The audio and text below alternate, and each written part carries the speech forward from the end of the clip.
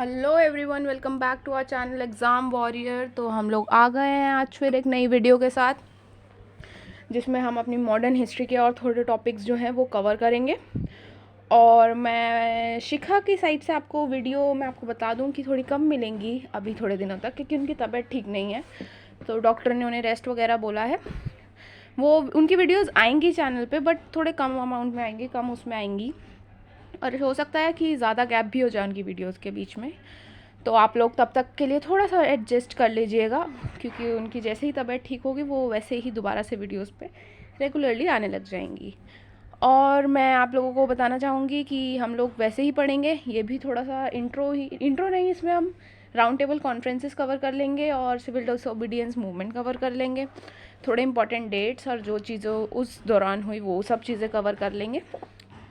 तो चलिए, और हाँ, वीडियो को आगे बढ़ाने से पहले अगर आप इस चैनल पे नए हैं तो चैनल को सब्सक्राइब कर लीजिए, बेल आइकन को प्रेस कर लीजिए, ताकि हमारी चैनल की जो भी वीडियोस हैं आपको सबसे पहले मिल जाए और कोई भी इम्पोर्टेंट कंटेंट आप मिस ना कर दें। और बस चलिए अपना जो टॉपिक है वो स्टार्ट करते हैं। So important event from 1930 to 1947। पहला जो इम्पॉर्टेंट इवेंट है वो सिविल डिसोबीडियंस मूवमेंट है, जो स्टार्ट हुआ था 1929 को। ठीक है, कब स्टार्ट हुआ था सिविल डिसोबीडियंस मूवमेंट? 1929 को। Broke the salt law in March known as Dandi March, जिसे दांडी मार्च के नाम से भी जाना जाता है। ये जो मूवमेंट है ये स्टार्ट हुआ था क्योंकि जो ब्रिटिशर्स थे उन्होंने सॉल्ट पे बहुत ज़्यादा टैक्सेस वगैरह लगाने स्टार्ट कर दिए थे, तो उसको तोड़ने के लिए ये जो मार्च है ये स्टार्ट हुआ था, या सिविल डिसोबीडियंस मूवमेंट है ये स्टार्ट हुआ था। कब स्टार्ट हुआ था? 1929 को। इसे दांडी मार्च क्यों कहा जाता है, ये बात आप मुझे बताएंगे। आज का होमवर्क ये आप लोगों के लिए है। जैसे पहली दो वीडियोस में मिला था, वैसे ये है कि सिविल डिसोबीडियंस मूवमेंट को दांडी मार्च क्यों कहा जाता है। बहुत इजी है, बहुत आसान है, आप लोगों को शायद पता भी होगा बहुत सारे बच्चों को, और नहीं भी पता है तो आप लोग सर्च करिए बुक से, गूगल से, कहीं से भी, बट मुझे इसका आंसर कमेंट करना, ठीक है। तो अब हम पढ़ते हैं राउंड टेबल कॉन्फ्रेंस। अब 3 राउंड टेबल कॉन्फ्रेंस थी, तीनों का ही अपना अपना एक अलग इम्पोर्टेंस है, तीनों ही अपनी अपनी जगह एक अलग इम्पोर्टेंस रखती हैं। तो हम पढ़ते हैं पहली राउंड टेबल कॉन्फ्रेंस। पहली राउंड टेबल जो कॉन्फ्रेंस है वो hold between November 1930 to Jan 1931। नवंबर 1930 से लेकर जनवरी 1931 तक ये जो है ये चली थी राउंड टेबल कॉन्फ्रेंस, ठीक है। Congress, Indian national Congress did not attend this. Indian national Congress ने ये जो राउंड टेबल कॉन्फ्रेंस है इसे अटेंड नहीं किया था, ठीक है। बी आर अम्बेडकर, सरदार समपूरंद, आगा खान अटेंड दिस। ये 3 बंदे थे जिन्होंने इस राउंड टेबल कॉन्फ्रेंस को अटेंड किया था। आपसे क्वेश्चन में ऐसे भी पूछ सकता है कि who attended the first round table conference, तो इन तीनों के नाम आपको पता होने चाहिए। इन तीनों के अलावा आपको कोई चौथा दिखे तो आप उसको सीधा रिजेक्ट कर देना। इन तीनों में से कोई एक ऑप्शन आपको वो आंसर में देगा ही देगा, ठीक है। So now next is second round table conference. Second round table conference जो है held in 1931 in London. London में हुई थी, 1931 को हुई थी। फेमस अटेंड, मतलब जिन लोगों ने इसको अटेंड किया था वो हैं महात्मा गांधी, सरोजनी नायडू, बी आर अम्बेडकर और M D Ali Jinnah, sorry, ठीक है। ये 3-4 लोग थे जिन्होंने ये सेकेंड राउंड टेबल कॉन्फ्रेंस को अटेंड किया था। अब आप रिवीजन भी ना साथ साथ करते चला कीजिए क्लास में ही, मतलब जब आप वीडियो देखते हैं या नोट्स बनाते हैं उस टाइम पे ही फर्स्ट राउंड टेबल में कौन कौन था आप लोगों को पता होना चाहिए। बी आर अम्बेडकर थे, सरदार समरपूरंद थे, आगा खान थे। ये फर्स्ट राउंड टेबल में ये 3 लोग थे। सेकेंड राउंड टेबल में महात्मा गांधी, सरोजनी नायडू, बी आर अम्बेडकर और एम डी अली जिन्ना, ठीक है। और इस सेकेंड राउंड टेबल के टाइम पे वायसराय कौन था? लॉर्ड विलियंगटन। लॉर्ड विलियंगटन। ये क्वेश्चन भी पूछा जा सकता है कि who was the viceroy at the time of second round table, तो आपको पता होना चाहिए लॉर्ड विलियंगटन। लॉर्ड तो इन सबके आगे ही लगा होता है, विलियंगटन, ये सब आपको नाम याद रखने चाहिए, नाम याद होने चाहिए, क्योंकि इन लोगों के नाम बहुत कंफ्यूजिंग होते हैं सम टाइम, और एग्ज़ाम में तो बहुत ज़्यादा सिमिलर से वो नाम दे देते हैं, और फिर आप लोगों से पूछ लेते हैं कि इसका बताइए या उसका बताइए।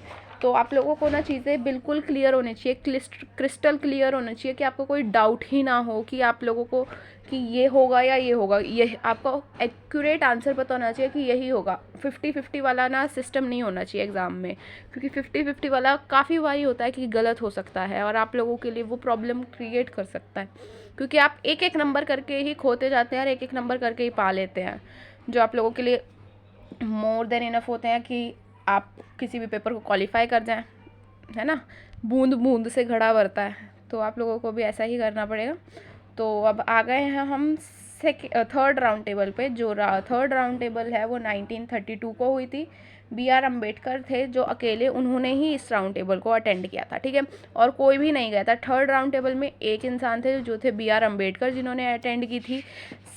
सेकेंड राउंड टेबल में महात्मा गांधी थे, सरोजनी नायडू थे, B.R. अम्बेडकर थे, मोहम्मद अली जिन्ना थे, ठीक है, 4 लोग थे जिन्होंने अटेंड की थी। फर्स्ट राउंड टेबल जो थी B.R. अम्बेडकर ने की थी, सरदार समरपुरन ने की थी, और आगा खान ने की थी। एक बार और रिपीट कर लेते हैं। फर्स्ट राउंड टेबल जो अटेंड करी थी वो थी B.R. अम्बेडकर, सरदार समरपुरन, आगा खान। सेकेंड राउंड टेबल जो थी महात्मा गांधी, सरोजनी नायडू, B.R. अम्बेडकर, मोहम्मद अली जिन्ना, और सेकेंड राउंड टेबल के टाइम पे जो वॉइसर आए थे वो लॉर्ड विलियंगटन थे, ठीक है।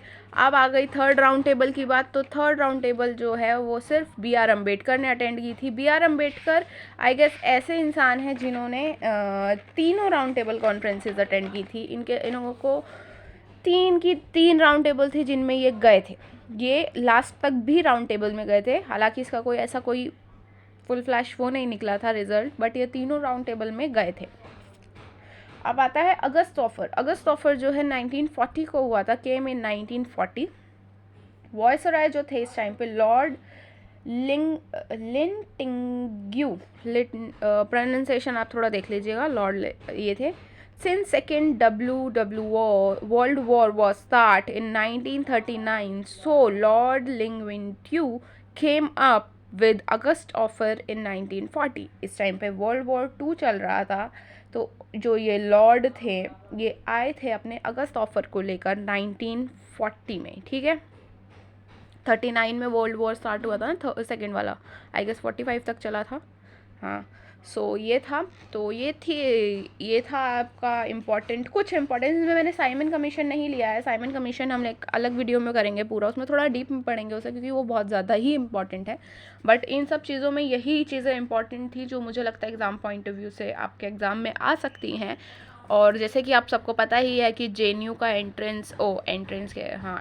JNU के एग्ज़ाम डेट्स आ गए हैं, तो उसके लिए भी आप लोगों को प्रिपेयर करना होगा। तो अब अपनी तैयारी ज़ोर शोर से आप लोगों को स्टार्ट करनी ही पड़ेगी, चाहे आप चाहें या ना चाहें। अगर आपको एक अच्छी खासी जॉब लेनी है तो JNU की तैयारी भी आपको हम लोग कराते रहेंगे साथ साथ, और देखते हैं। और आपको JNU से रिलेटेड कोई अगर एग्ज़ाम डेट से रिलेटेड कुछ क्वेरी है तो उसकी वीडियो हमारे चैनल पर डली हुई है, तो आप वो जाकर देख सकते हैं। उसमें आपकी क्वेरीज क्लियर हो जाएंगी, जिसमें डेट और एग्जामिनेशन वगैरह के रिलेटेड सारी चीज़ें मानसी ने बताई हैं। तो आप वहाँ जाइए, उसे देखिए, और कुछ और क्वेश्चंस हो तो आप प्लीज़ कमेंट सेक्शन में कमेंट कर देना। आपके क्वेश्चंस के आंसर्स आपको मिल जाएंगे किसी भी वीडियो में।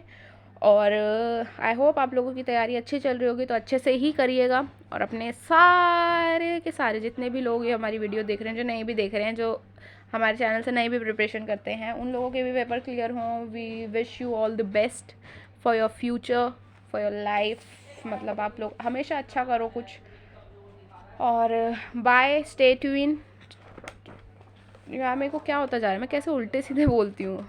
अच्छे से अपनी पढ़ाई करो, और ये हैंड रिटन नोट्स ही बनाना मैं फिर कहूँगी आई मस्ट से, कि अगर आप हैंड रिटन नोट्स बनाएंगे तो आप लोगों के लिए ही अच्छी चीज़ होगी, क्योंकि आपकी लिखी हुई चीज़ आपको ज़्यादा याद रहती हैं। वरना तो आप लोग इसका स्क्रीनशॉट लेके रख लीजिए। और हाँ, एक और चीज़, इंपॉर्टेंट चीज़, इसके आपको प्रॉपर जो पेजेस हैं वो आपको इंस्टाग्राम पे मिल जाएंगे। एग्ज़ाम वॉरियर करके ही इंस्टाग्राम ID है, वहाँ पे जाकर आप देख लीजिए। ये वाले भी हैं, और वन लाइनर्स वाले भी उस पर आपको मिलेंगे। और जितने भी वन लाइनर्स वगैरह के हैं सारे नोट्स आपको इंस्टाग्राम पे मिल जाएंगे, तो वहाँ पे भी आप लोग फॉलो कर लीजिए। और टेलीग्राम आईडी भी हम बनाने वाले हैं, तो वहाँ पे भी आप लोग ज्वाइन कर लीजिएगा। और आई होप आप लोगों को ये वीडियो अच्छी लगी होगी। अच्छी लगी हो तो चैनल को सब्सक्राइब कर लो, वीडियो को लाइक कर दो, शेयर कर दो और बेल आइकन को भी प्रेस कर दो कि आप लोगों को जल्दी से जल्दी चीज़ें हमारे चैनल पे जो आती हैं वो सबसे पहले प्रोवाइड हो जाएं और आप लोग उसे देख लें। So bye bye, have a nice day guys.